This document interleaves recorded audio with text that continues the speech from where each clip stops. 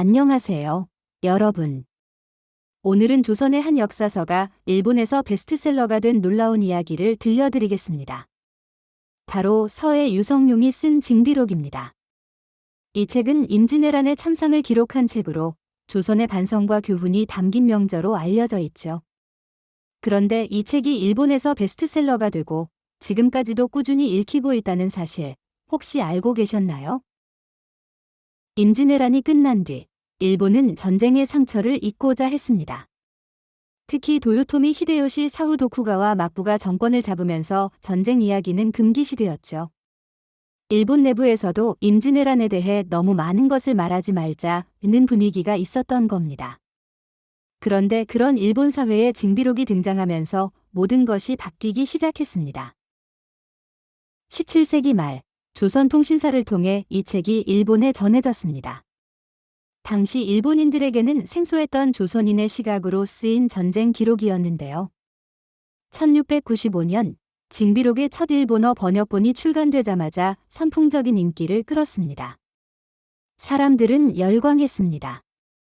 왜냐하면 이 책은 그동안 누구도 공개하지 않았던 임진왜란의 진실을 상세히 담고 있었기 때문이죠.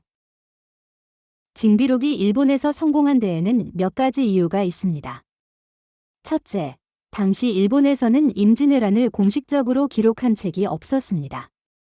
전쟁의 실상이 궁금했지만 그걸 알려줄 책이 없었죠. 그러던 중 조선에서 온 징비록은 일본인들에게 신선한 충격이었습니다. 아, 이런 일이 있었구나 하며 일본 독자들은 책 속으로 빠져들었습니다.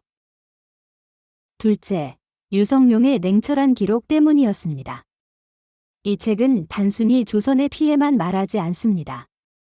조선군의 실수와 일본군의 전략, 심지어 일본군의 잔혹한 행위까지도 가감없이 담겨 있죠. 일본 독자들은 이 진솔함에 신뢰를 느꼈고 책의 내용을 깊이 받아들였습니다. 셋째, 당시 일본 사회는 새로운 지식에 대한 갈망이 커져 있었습니다. 에도 시대 중기, 출판업이 번성하면서 책 읽기가 유행처럼 번졌는데요.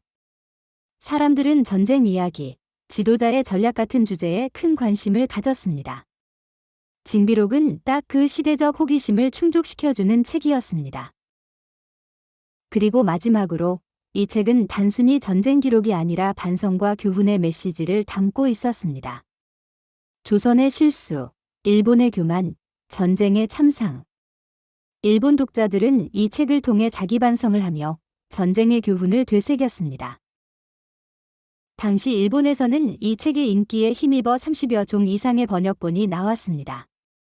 어떤 책은 사파까지 곁들여져 더 대중적인 인기를 끌었죠. 이후에는 일본군의 시각에서 쓰인 책이나 조선통신사의 기록을 바탕으로 조선 문화를 소개하는 서적도 잇따라 출간되면서 임진왜란은 일본 사회에서 큰 지적 논의의 중심으로 떠올랐습니다. 여러분, 징비록은 단순한 과거의 기록이 아닙니다. 그것은 전쟁의 참혹함을 냉정하게 기록하고 그 속에서 교훈을 얻으려 했던 노력의 산물입니다. 그리고 오늘날에도 이 책은 전쟁과 평화에 대해 생각하게 하는 귀중한 기록물로 평가받고 있습니다. 조선의 한 책이 일본에서 베스트셀러가 되고 전쟁의 비극 속에서 평화의 중요성을 일깨워주는 역할을 했다는 것, 이 이야기는 단순히 역사적 우연이 아닙니다. 그것은 지식에 대한 갈망, 그리고 유성룡이라는 위대한 인물이 있었기에 가능했습니다. 여러분, 역사는 우리에게 단순히 과거를 기록한 것이 아니라 현재를 돌아보고 미래를 준비하는 거울과 같습니다. 징비록이 우리에게 남긴 교훈처럼 평화가 얼마나 소중한지 다시 한번 생각해 보는 시간이 되었길 바랍니다. 오늘 이야기는 여기까지입니다. 재밌게 들으셨다면 좋아요와 구독 부탁드릴게요. 다음에도 더 흥미로운 이야기로 찾아오겠습니다. 감사합니다.